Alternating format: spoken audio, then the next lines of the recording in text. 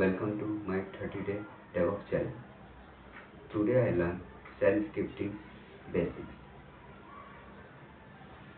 in Linux system.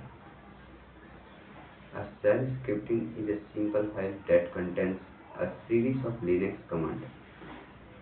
Instead of typing commands one by one, we can write them in a script and execute them automatically.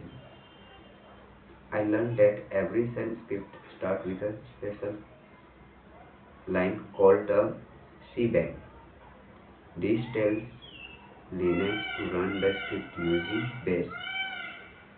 I also learned how to create variables and print messages. Next, I learned how to take user input using the read command and how to make decisions using if-else statement. I also explored loops which help repeated tasks automatically. This is very useful to automation in DevOps and system administration.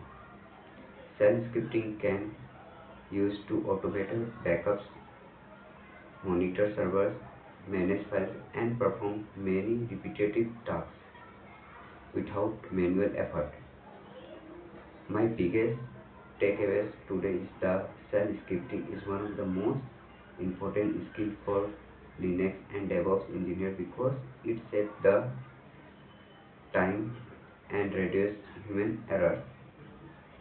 That is all the day of my 6 day of DevOps journey.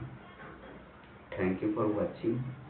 I will see you in the next video.